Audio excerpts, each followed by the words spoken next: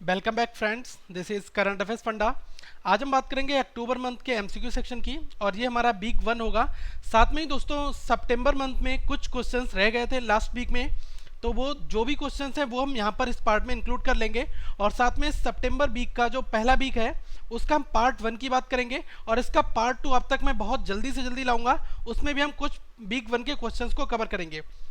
तो हमारा बेसिक मोटो ये है कि जो आईबीपीएस पीओ का एग्जाम्स आपका होगा और उस एग्जाम्स में पीओ या फिर क्लर्क या फिर आप किसी भी बैंक एग्जाम्स की प्रिपरेशन कर रहे हैं तो उस परस्पेक्टिव से ये क्वेश्चंस बहुत ज़्यादा इंपॉर्टेंट है। और जैसा कि जो अभी आने वाले एग्जाम्स थे उसमें बहुत सारे क्वेश्चंस यहाँ से आए हुए भी हैं, इसलिए आप इनको ध्यानपूर्वक नोट डाउन भी कर लें। इसकी पीडीएफ मैं बहुत जल्दी आप तक उपलब्ध कराऊंगा और वेबसाइट पर इसको आपको इंटीमेट भी कर दूंगा इस यूट्यूब चैनल के माध्यम से। फाइन, तो हम स्टार्ट करते हैं। इससे पहले मैं कहना चाहूँगा जो लोग पहली बार ये वीडियो देख रहे हैं वो इस चैनल को सब्सक्राइब कर लें। और आपको एक चीज़ बता दूं, अभी हमने 450 से ज़्यादा वीडियोस बना ली हैं और आप इन वीडियोस को देखिए। साथ में इस दोस्तों इस वीडियो को लाइक भी करें, अगर आपके कोई डाउट है कमेंट करके पूछ सकते हैं, साथ में इस वीडियो को शेयर भी करें। तो आइए पहले क्वेश्चन की ओर स्टार्ट करते हैं। इसमें कहा गया है Jim Yong Kim reappointed as a president for which organisation. अभी देखो जिम योंग किम का फिर से रीअपॉइंटमेंट हुआ है और एज अ प्रेसिडेंट के तौर पर हुआ है। तो ये किस ऑर्गेनाइजेशन के हैं? वर्ल्ड बैंक, आईएमएफ, एडीबी और डब्ल्यूटीओ। तो ये दोस्तों वर्ल्ड बैंक के बनाए गए हैं। फाइन, वर्ल्ड बैंक के रीअपॉइंटेड हैं और ये 12th प्रेसिडेंट हैं। ये 2012 से लगातार काम कर रहे हैं। फाइन, तो साथ में मैं आपको एक चीज़ और बताना चाहूँगा, अब इनका फिर से रीअपॉइंटमेंट हो गया है। और दूसरी चीज़, वर्ल्ड बैंक है क्या? वर्ल्ड बैंक बेसिकली एक फाइनेंशियल इंस्टीट्यूशन है, इंटरनेशनल फाइनेंशियल इंस्टीट्यूशन है। और ये क्या करता है, जो डेवलपिंग कंट्रीज़ हैं, जो भी डेवलपिंग नेशंस हैं, उनको लोन प्रोवाइड कराता है।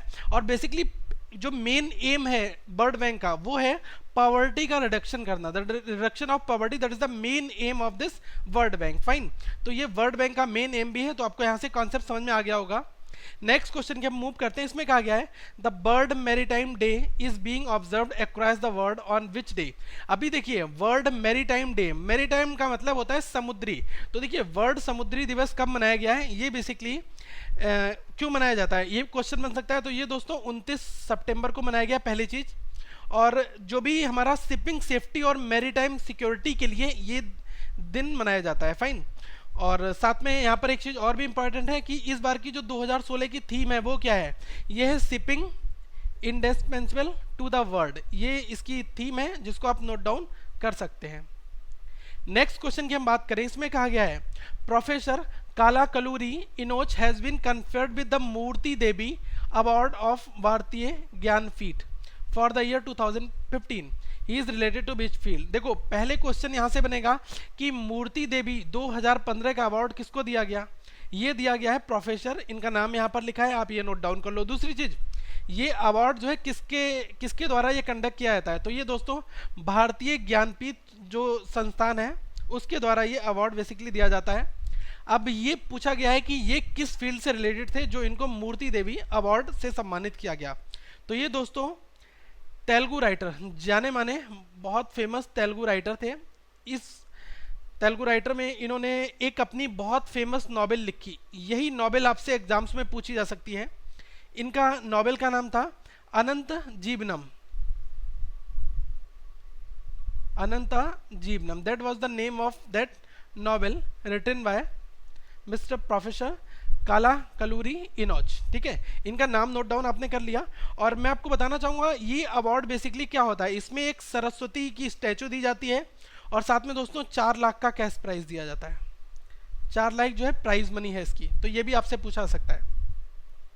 नेक्स्ट क्वेश्चन में कहा गया है government has fixed an export Kota for 10,000 tons of white sugar to which organization under a certain provision for the 1 year period।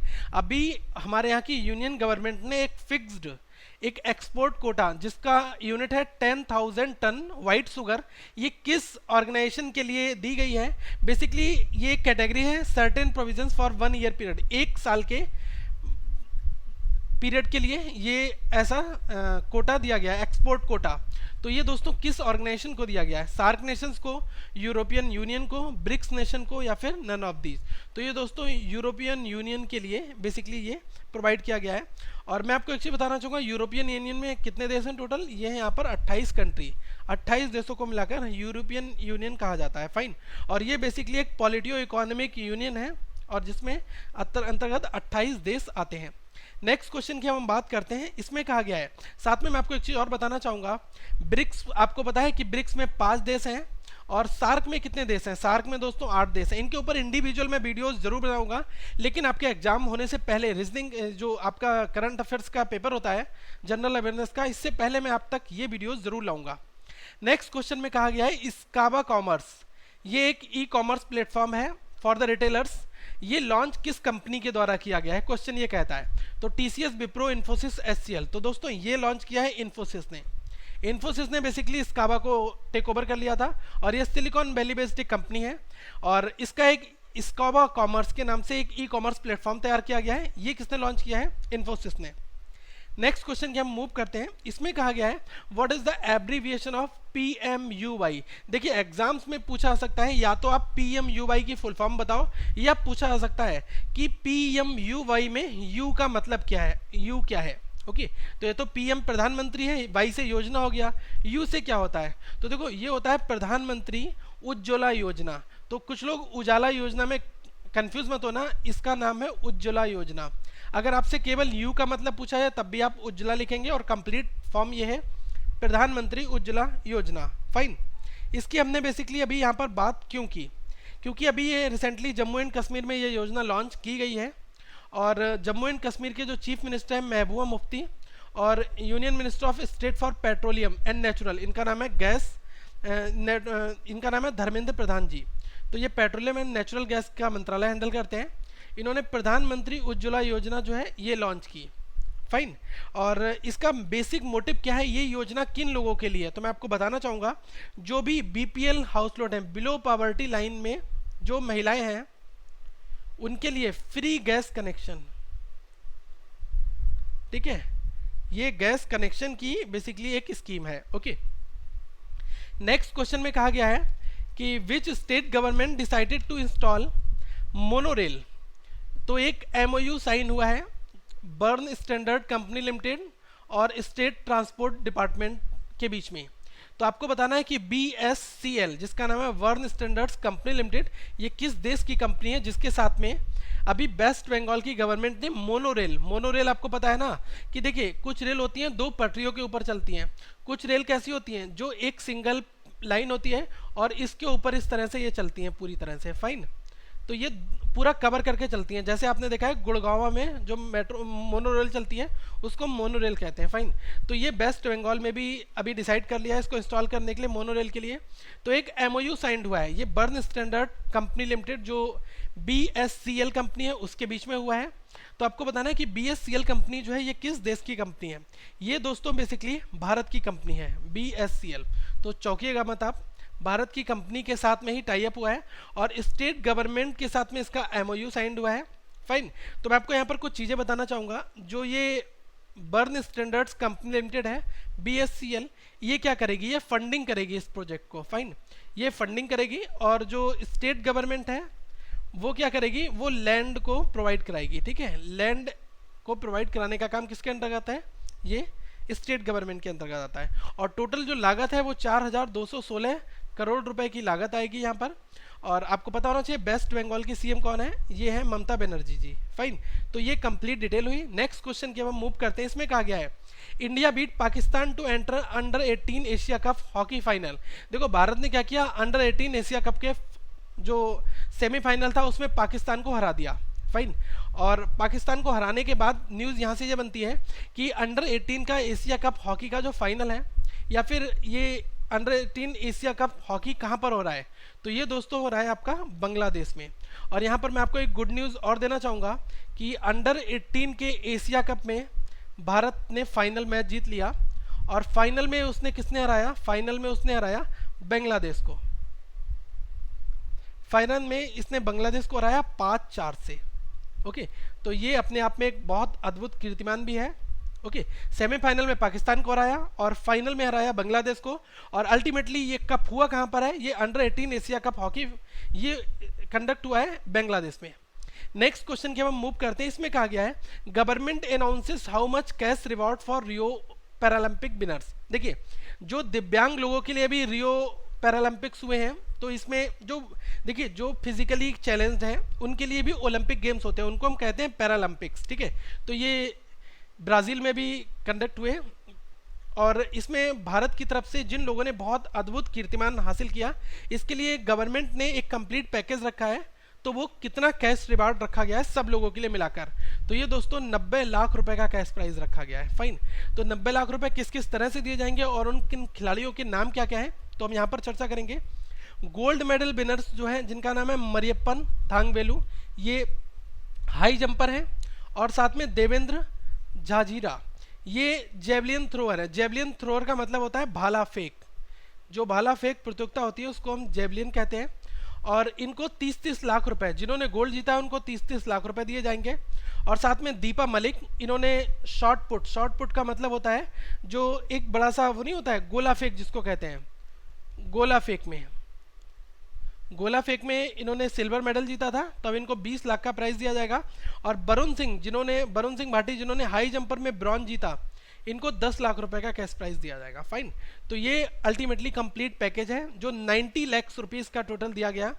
और साथ में ये जो कैश रिवॉर्ड दिया गया किसके द्वारा, ये social justice and empowerment minister जिनका नाम है थावर चंद गहलोत, इनके द्वारा ये दिया गया। और एक स्कीम है जिसका नाम है under the awareness generation and publicity, AGP scheme के अंतर्गत। फाइन, तो ये भारत की अभी तक की पैरालंपिक्स की हिस्ट्री में सबसे बेस्ट परफॉर्मेंस थी, इसलिए जैसी बात है इनको अवार्ड देना तो बनता भी है। फाइन, नेक्स्ट क्वेश्चन की अब हम बात करते हैं। इसमें कहा गया है who has been elected as the chairman of Press Trust of India. देखिए PTI जो है प्रेस ट्रस्ट ऑफ इंडिया, ये बेसिकली क्या करता है, न्यूज़ और कवरेज को प्रोवाइड कराता है भारत में। तो इसका अभी चेयरमैन किसको बनाया गया है, PTI का चेयरमैन किसको अपॉइंट किया गया है, किसको इलेक्ट किया गया है, तो ये क्वेश्चन है। तो दोस्तों रियाद मैथ्यू, पहला जो ऑप्शन है ये करेक्ट है, इनको बनाया गया है। फाइन, नेक्स्ट क्वेश्चन की हम बात करते हैं। इसमें कहा गया the international day of older persons is observed on which day. देखिए जो ओल्डर पर्सन्स के लिए एक दिन मनाया जाता है, international day of older persons, जो सीनियर सिटीजन्स के लिए एक डे होता है, तो ये किस दिन मनाया जाता है, ये दोस्तों बेसिकली 1 अक्टूबर को मनाया जाता है। और मैं आपको बताना चाहूँगा इस दिन क्या होता है, इस दिन जो ओल्डर पीपल जो भी है उनका जो भी कंट्रीब्यूशन है सोसाइटी के लिए, इसको याद किया जाता है और इसको प्रोत्साहन किया जाता है। फाइन, और साथ में मैं आपको एक चीज़ और देना चाहूँगा, इस बार की थीम क्या है, जो international day of older persons है इसकी थीम है take a stand against ageism, ठीक है, ये इसकी थीम है। नेक्स्ट क्वेश्चन की हम बात करते हैं। इसमें कहा गया which airport has been awarded as a best tourist friendly airport.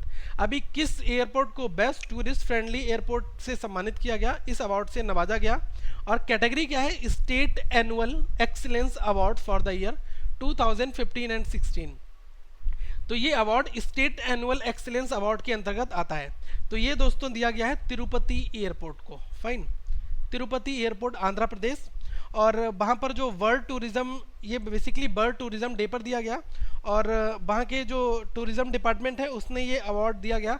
और वहाँ पर जो मेन चीफ गेस्ट थे वो थे चंद्रबाबू नायडू जी, ये वहाँ पर चीफ गेस्ट थे, इनकी उपस्थिति में ये सम्मान दिया गया। फाइन, नेक्स्ट क्वेश्चन की हम बात करते हैं। इसमें कहा गया according to the finance minister Arun Jaitley, तो इन्होंने 65,250 करोड़ रुपीस जो है ये इन्होंने बताया कि इतना डिक्लेरेशन आया है under the income disclosure scheme, जो IDS की एक स्कीम चलाई गई थी। IDS स्कीम बेसिकली क्या है, IDS स्कीम में ये कहा गया था आपके पास में जो अनडिस्क्लोज इनकम है, जो आपने अभी तक गवर्नमेंट को बताई नहीं और वो आपने उस पर टैक्स भी नहीं दिया, वो इनकम आपके पास रखी है, तो आपके पास एक मौका है कि आप इसको इस पार्टिकुलर डेट के अंतर्गत जो भी करस्पॉन्डेंस मिनिस्ट्री है उसको बता दें। फाइन, ये बैनर बड़े बड़े मेट्रो में, बसेस में, जगह जगह पब्लिक एडवर्टीजमेंट में लगाए गए थे। तो आपको ये बताना है कि इसके बेसिकली इसके अंतर्गत 65,000 करोड़ रुपए समथिंग कुछ पैसा आया गवर्नमेंट के पास टोटल, इतनी इनकम जो है इनकम डिस्क्लोजर स्कीम के अंतर्गत दिखाई गई। तो साथ में गवर्नमेंट ने क्या किया कि उनको पहले से ही एक बता दिया गया था कि जिन जिन लोगों की स्कीम आएगी उनको कुछ % टैक्स देना होगा, उसके बाद में उनको रिलैक्सेशन मिल जाएगा। फाइन, उनके ऊपर किसी भी तरह का क्रिमिनल और जुडिशियल प्रोसीडिंग्स नहीं चलेगी और वो बिल्कुल सेफ हैं। तो इसके अंतर्गत कितना % टैक्स उनको देना पड़ा था। फाइन, ये क्वेश्चन यहाँ से इंपॉर्टेंट है और यही बनता है। तो इसमें दोस्तों 45% जो है टैक्स की पेनल्टी लगाई गई है। फाइन, 45% टैक्स की पेनल्टी लगाकर वो पैसा अब उनका क्या बन गया है, वाइट मनी बन गया है। पहले जो उनका अनडिस्क्लोज था, उन्होंने दिखाया ही नहीं कि मेरा कहाँ से आया कहाँ से नहीं आया, और उसको दबा के रखा हुआ था। फाइन, नेक्स्ट क्वेश्चन की बात करते हैं, और ये सारा डेटा जो है अरुण जेटली जी जो हमारे क्या फाइनेंस मिनिस्टर हैं उन्होंने दिया। नेक्स्ट क्वेश्चन में कहा गया है कि इंडियन जेवलिन थ्रोअर मतलब भाला फेंक, भारत के भाला फेंक खिलाड़ी, इन्होंने अपना खुद का नेशनल रिकॉर्ड तोड़ दिया और पहले इंडियन वुमेन बन गई हैं साथ में ये, जिन्होंने 60 मीटर का मार्क तय किया है, 60 मीटर भाला फेंका है। तो आपको उनका नाम बताना है दोस्तों, बहुत ज़्यादा इंपॉर्टेंट क्वेश्चन है। और ये कारनामा किया है अनु रानी ने। बेसिकली एक कंपटीशन है जिसका नाम है 56 ओपन नेशनल एथलेटिक्स चैंपियनशिप, जो लखनऊ में आपकी हो रही है। फाइन, तो मैं यहाँ पर नोट डाउन भी कर रहा हूँ, 56 open national athletics championship.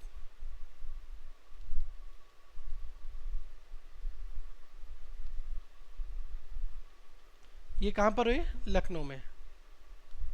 Fine, इस प्रतियोगिता में इन्होंने ये कारनामा अपना ही रिकॉर्ड तोड़कर पहली भारत की महिला बन गई जिन्होंने 60 मीटर का मार्क जो हासिल किया। नेक्स्ट क्वेश्चन में कहा गया है कि योशिनोरी ओशमुनी ये 71 वर्षीय हैं और इनको 2016 का Nobel prize in the medicine section में दिया गया। तो आपको बताना है ये किस देश के बिलोंग करने वाले हैं। फाइन, तो दोस्तों ये हैं जापान के। फाइन, ये क्वेश्चन आप याद कर लो, नोबेल प्राइजेस अभी दिए गए हैं। मैं एक कंप्लीट वीडियो नोबेल प्राइज 2016 के ऊपर बनाऊंगा जिसमें मैं उनके बारे में ब्रीफ डिटेल भी बताऊंगा आपको। तो यहाँ पर मैं आपको यही बताना चाहूँगा, ये बायोलॉजिस्ट हैं और इन्होंने सेल रिसाइकलिंग के ऊपर अपनी थ्योरी दी और जिसका कंसेप्ट देने पर ही इनको ये अवार्ड दिया गया। फाइन, तो आप नोट डाउन कर लो, सेल रिसाइकलिंग। और साथ में बाई प्रोफेशन ये कौन है, साइंटिस्ट हैं, बायोलॉजिस्ट। नेक्स्ट क्वेश्चन की बात की जाए, इसमें कहा गया है who will be the chief guest of Republic day parade 2017। तो देखिए 2017 रिपब्लिक डे परेड जो 26 जनवरी मनाई जाएगी आपकी 2017 में, तो उस दिन चीफ गेस्ट के रूप में किसको आमंत्रित किया गया है, Vladimir Putin, Shinzo Abe, Barack Obama, Sheikh Mohammed bin Zayed Al Nahyan और शेख हसीना। तो देखो ये आमंत्रण दिया गया है number 4 Sheikh Mohammed bin Zayed को। ये बेसिकली कौन है, ये अबू धाबी के किंग हैं, अबू धाबी के ये शेख हैं जिनको हम कहते हैं crown Prince of Abu Dhabi. ठीक है, तो ये कहाँ के हैं, अबू धाबी। और ये जो अनाउंसमेंट किया है ये हमारे यहाँ के मिनिस्ट्री ऑफ एक्सटर्नल अफेयर्स जो है उसके द्वारा, जो वहाँ के ऑफिशियल स्पोक्स पर्सन है विकास स्वरूप ने, ये जब इन्होंने फॉर्मली इसको इनविटेशन को एक्सेप्ट कर लिया उसके बाद में ये इन्फॉर्मेशन पब्लिकली कर दी गई। तो मैं आपको यहाँ पर छोटा सा एक रिव्यू देना चाहूँगा 2014, 15 और 16 के बारे में। तो देखो 2014 में कौन थे, 2014 में बुलाया गया था जापान के पीएम शिंजो अबे के लिए। फाइन, और 2015 में किसको बुलाया गया था, 2015 में बुलाया गया था बराक ओबामा को। फाइन, 2015 में ओबामा को बुलाया गया था, ये यूएसए के प्रेसिडेंट हैं, और शिंजो अबे जापान के पीएम हैं। और 2016 में किसको बुलाया गया था, फ्रांसोइस ओलंडो को, जो फ्रांस के प्रेसिडेंट हैं। फाइन, और अभी पता है फ्रांस के साथ भारत की एक डील भी फाइनल हुई है जिसका नाम है राफेल डील, जिसके अंतर्गत फ्रांस जो है भारत को 36 फाइटर प्लेन देने वाला है। ओके, नेक्स्ट क्वेश्चन की हम बात करते हैं। इसमें कहा गया है, बहुत ज़्यादा इंपॉर्टेंट क्वेश्चन है फ्रेंड्स, इसमें कहा गया है यंग फिल्म मेकर जिनका नाम है कट्यन शिवपुरी, ये महाराष्ट्र के हैं, इन्होंने won the first prize at a Swachh Bharat short film festival. इनको स्वच्छ भारत शॉर्ट फिल्म फेस्टिवल में पहला प्राइज दिया गया। तो आपको बताना है इनकी कौन सी फिल्म है जिसके लिए ये अवार्ड दिया गया। तो मुर्गा, आप अभी नोट डाउन कर लो, मुर्गा फिल्म के लिए इनको जो शॉर्ट फिल्म बनाई गई है स्वच्छ भारत शॉर्ट फिल्म फेस्टिवल में इनको ये अवार्ड से सम्मानित किया गया। फाइन, ये क्वेश्चन इस लिहाज से बहुत ज़्यादा इंपॉर्टेंट भी है। नेक्स्ट क्वेश्चन में कहा गया है the international day of non violence, जो 2 अक्टूबर को मनाया जाता है जिस दिन गांधी जी का जन्म दिवस होता है, was established by the United Nations general assembly के द्वारा ये पास किया जाता है एक रेजुलेशन एक्ट में। तो आपको बताना है किस वर्ष से स्टार्ट हुआ है मनाया जाना। फाइन, क्योंकि क्वेश्चन आपसे ये तो नहीं आएगा कि नॉन वायलेंस डे, क्योंकि आपको भी पता है कि गांधी जी जो थे वो क्या कभी भी हिंसा के पक्ष में नहीं थे, ठीक है, तो उन्होंने क्या हमें हिंसा का मार्ग कभी भी अडॉप्ट करने को नहीं बोला था। तो नॉन वायलेंस डे कब मनाया जाएगा? 2 अक्टूबर, गांधी जी के जन्मदिन के दिन। फाइन, ये international day of non violence day है। फाइन, तो मुझे ये बताना है आपको कि जो जनरल असेंबली है यूनाइटेड नेशंस की, उसमें ये जो रेजुलेशन पास किया गया था ये किस सन में पास किया गया था? ये दोस्तों बहुत ज़्यादा इंपॉर्टेंट है। तो 2007 में ये रेजुलेशन पास किया गया था, और इस दिन अहिंसा के कदम को सराहना करने के लिए ये दिवस बेसिकली मनाया जाता है। लोगों को यही शिक्षा दी जाती है कि वो हिंसा के पथ को छोड़ें। फाइन, नेक्स्ट क्वेश्चन में कहा गया है कि सर्बानंद सोनोवाल इन्होंने रिलीज कर दिया है सेकेंड ह्यूमन डेवलपमेंट रिपोर्ट 2014। तो आपको बताना है कि ये किस स्टेट के चीफ मिनिस्टर हैं? तो ये दोस्तों आसाम के चीफ मिनिस्टर हैं। आसाम में गुवाहाटी में इन्होंने ये इंडेक्स लॉन्च किया बेसिकली, और इसमें पिछले 15 सालों की जो भी रिपोर्ट है ह्यूमन डेवलपमेंट के ऊपर, उसको इन्होंने बताया है। फाइन, नेक्स्ट क्वेश्चन भी इंपॉर्टेंट है। इसमें कहा गया है दिल्ली पुलिस ने अभी अनाउंस किया है एक मोबाइल एप्लीकेशन के बारे में जिसका नाम है दिल्ली पुलिस सीनियर सिटीजन। तो देखो, दिल्ली पुलिस सीनियर सिटीजन जो मोबाइल एप्लीकेशन है, ये दिल्ली पुलिस ने अनाउंस किया है सीनियर सिटीजन्स के लिए। इससे क्या होगा कि उन तक आसानी से पुलिस भी पहुंच जाएगी, और क्विकली अगर उनको किसी इमरजेंसी की ज़रूरत होगी तो उस केस में वो इस एप्लीकेशन का यूज़ कर सकते हैं। तो आपको बताना है कि ये ऐप जो है लॉन्च किसने किया। ये दोस्तों ऐप जो है किसके द्वारा लॉन्च किया गया? अरविंद केजरीवाल, मनीष सिसोदिया, नजीब जंग और मीनाक्षी लेखी। तो ये ऐप दिल्ली के जो एलजी हैं उनके द्वारा ये ऐप बेसिकली लॉन्च किया गया। और मैं आपको बताना यहाँ पर एक चीज़ बताना चाहूँगा, जो सीनियर सिटीजन के लिए हेल्पलाइन नंबर है वो क्या है? 1291। ये सीनियर सिटीजन का क्या है? हेल्पलाइन नंबर भी है। Fine, emergency helpline number. तो इस एप्लीकेशन में एक सर्विस दी गई है इमरजेंसी नंबर की, और जब कभी भी उनको कोई प्रॉब्लम हो, पुलिस तक पहुंचना हो, तो वो उस ऐप के माध्यम से पुलिस को रीच कर सकते हैं, पुलिस तक पहुंच सकते हैं। फाइन, नेक्स्ट क्वेश्चन में कहा गया है which state has become the first India state to adopt the central government's street lighting national programme. देखिए, सेंट्रल गवर्नमेंट का एक क्या है? स्ट्रीट लाइटिंग नेशनल प्रोग्राम है, जिसको हम कहते हैं SLNB। फाइन, तो जितनी भी अर्बन लोकल बॉडीज़ हैं इनके लिए ये प्रोग्राम बनाया गया। इस प्रोग्राम के अंतर्गत क्या है? जो भी स्ट्रीट लाइट लगी हुई हैं उनको LED में कन्वर्ट करना। तो इस काम को करने के लिए अभी कौन सा पहला जो राज्य बना है जिसने इस इनिशिएटिव को लिया है? तो मैं आपको बताना चाहूँगा राजस्थान ने इस इनिशिएटिव को लिया, और राजस्थान पहला जो है राज्य बन गया जिसने दोस्तों 5 लाख स्ट्रीट लाइट को कन्वर्ट कर दिया। पहले आप देखते तो जो भी स्ट्रीट लाइट लगी होती थी वो एक बड़ा सा बॉक्स लगता था, और उसके अंदर एक बड़ा सा पीले रंग का बल्ब लगा होता था, येलो कलर का। फाइन, तो ये इलेक्ट्रिसिटी बहुत ज़्यादा कंज्यूम करता था, इस वजह से इसको कन्वर्ट किस में कर दिया गया है? अब LED। फाइन, ये करा गया है। नेक्स्ट मैं आपको एक चीज़ और बताना चाहूँगा कि इस प्रोजेक्ट का जो फंडिंग है वो कहाँ से हुई है? The project was funded by the energy efficiency services limited, EESL के द्वारा ये फंडिंग है, और जो union ministry of the power का एक पार्ट है। फाइन, नेक्स्ट एक और इम्पॉर्टेंट क्वेश्चन यहाँ पर आपके लिए है। इसमें कहा गया है डेनियल रिक्यार्डियो, इन्होंने 2016 का बेसिकली मलेशियन ग्रांड प्रिक्स जीत लिया। देखिए, जहाँ पर भी ग्रांड प्रिक्स लगा हो तब आप सोच लें कि ये फार्मूला 1 रेसिंग का ही यहाँ पर क्वेश्चंस आ रहा है। फाइन, तो ये डेनियल रिक्यार्डियो ने 2016 का मलेशियन ग्रांड प्रिक्स जीत लिया, और ये कहाँ पर हुआ था? सेपेंग इंटरनेशनल सर्किट एज सेलेगोर, मलेशिया में। तो आपको बताना है कि डेनियल रिक्यार्डियो जो है ये किस देश के रहने वाले हैं? ये दोस्तों ऑस्ट्रेलिया के रहने वाले हैं। फाइन, और मैं आपको बताना चाहूँगा ये कौन सी गाड़ी चलाते हैं? Red bull. फाइन, यही क्वेश्चन आपसे पूछा जा सकता है, रेड बुल रेसिंग। नेक्स्ट भी इंपॉर्टेंट क्वेश्चन है, स्पोर्ट्स से आता है। इसमें कहा गया है India's Arjun awardee golfer Gaganjeet Bhullar जो 28 वर्ष के हैं, इन्होंने 6 एशियन टूर टाइटल जीत लिया। ये बेसिकली कहाँ पर हुआ? तो ये दोस्तों साउथ कोरिया में हुआ, और साउथ कोरिया में कहाँ पर? इंचॉन में। फाइन, और मैं आपको बताना चाहूँगा इनको बेसिकली $1,96,000 का कैश प्राइज भी दिया गया। ओके, क्योंकि गोल्फ अपने आप में बहुत क्रुशियल स्पोर्ट्स भी होता है, बहुत कम लोग ही गोल्फ को खेलते हैं। भारत में जैसे गगनजीत भुल्लर, इनका बहुत अच्छा नाम है। तो दोस्तों नेक्स्ट वीडियो पार्ट 1 का जो रिमेनिंग पार्ट है वो आप तक बहुत जल्दी लाऊंगा। आप इस वीडियो को लाइक करें, कमेंट करके बताएं आपको ये वीडियो कैसी लगी और इस वीडियो को जरूर शेयर भी करें। तो अगर पहली बार आप ये वीडियो देख रहे हैं तब आप इस चैनल को सब्सक्राइब कर लें और अपने दोस्तों तक इस वीडियो को शेयर करना ना भूलें, ताकि ऐसा करने से क्या होगा, जो लोग कोचिंग अफोर्ड नहीं कर पा रहे हैं उन तक भी ये क्वालिटी क्वेश्चंस पहुंचेंगे और वो इस एग्जाम्स को अपना अच्छा स्कोर ला सकते हैं। दूसरी चीज़, अगर आप हमारे फेसबुक पेज को ज्वाइन कर लेते हो तो आप तक रेगुलर अपडेट्स आते रहेंगे और साथ में हमारा एक फेसबुक का ग्रुप भी है जिसमें आप कोई भी क्वेश्चन पोस्ट कर सकते हैं फेसबुक पर। तो जो लिंक है वो मैंने डिस्क्रिप्शन बॉक्स में डाल दिया है इस वीडियो में।